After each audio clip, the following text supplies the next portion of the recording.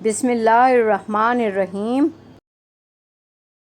السلام علیکم میری پیاری ساتھیوں، آج جو میں آپ لوگوں کے لیے ریسیپی لے کر آئی ہوں وہ پالک اور چکن کی ریسیپی ہے۔ وہ بہت مزیدار بنتی ہے اور اس کے فائدے بھی بہت ہیں۔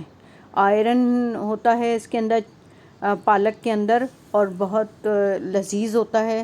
اس کو پکانے کا بہت سارے طریقے ہیں۔ آلو پالک بھی بنتا ہے، چکن پالک بھی بنتا ہے، گوشت پالک بھی بنتا ہے، لیکن سارے ڈش جو ہوتی ہیں وہ لذیذ بنتی ہیں۔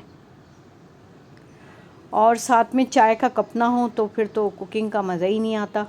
اچھا، چلیں سٹارٹ کرتے ہیں۔ اصل میں نے جو نا یہ رات کو ہی چکن کو کاٹ کے صاف کر کے اور فریز کر دیا تھا، تو اب میں نے فریزر میں سے ہی نکالا ہے اس کو، اور یہ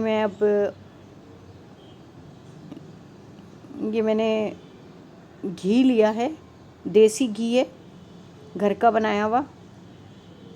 تھوڑے سے پانی میں نے چکن اور لہسن ادرک کا پیسٹ ڈال دیا ہے۔ اب یہ تھوڑی سی 2 منٹ کے اندر ہی یہ گھل گئی ہے۔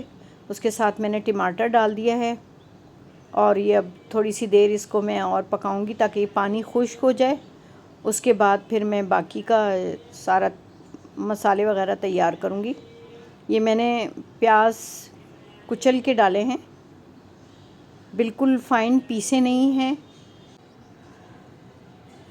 اچھا، 1 کھانے کا چمچہ میں نے پسا ہوا زیرہ ڈالا ہوا ہے، بھنا ہوا پسا ہوا زیرہ۔ یہ 1 ٹی اسپون ڈالا ہے ہلدی، 1 T spoon red chilli powder, 2 table spoon coriander powder. اب اس کو اچھی طریقے سے ہم بھونیں گے مسالوں کو۔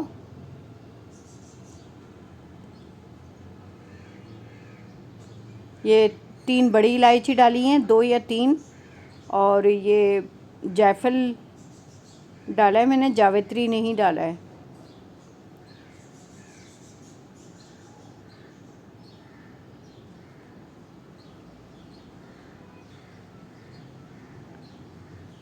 سالٹ آپ اپنی ٹیسٹ کے اکارڈنگ ڈالیے گا۔ میں نے 1 ٹی اسپون ڈالا ہے، کیونکہ پالک میں بھی نمک ہوتا ہے تو اس وجہ سے میں نے نمک کم ڈالا ہے۔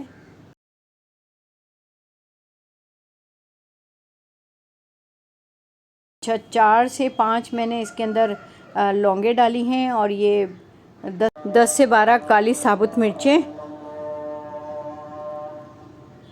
اچھی طرح ان کو ڈال کے اور بھون لیں گے۔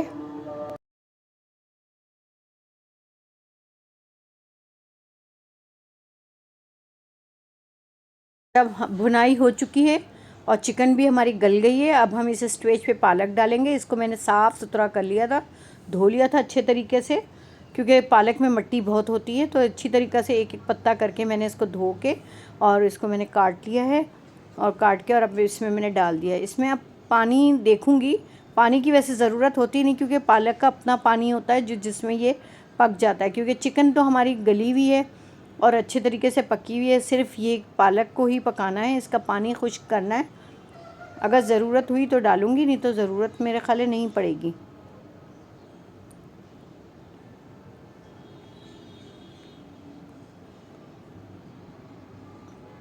یہ دیکھیں کتنا پانی اس نے چھوڑا ہے، میں نے ڈھک کے رکھ دیا تھا۔ تو اب یہ پانی تھوڑا خشک ہوگا تو پھر اس کے بعد پھر میں آپ کو بتاتی ہوں آگے کا پروسیس۔ یہ دیکھیں، اب ہم اس کی پالک کی تھوڑی بھنائی کریں گے چکن کے ساتھ، اور جو بھی چکن میں تھوڑی سی کسر رہ گئی ہوگی وہ بھی گل جائے گی۔ یہ میری بیٹی کی پسند کی ہے ڈش۔ اب اس کو ہم نکال کے دکھاتے ہیں۔ یہ دیکھیں، ڈش آؤٹ کر رہے ہیں۔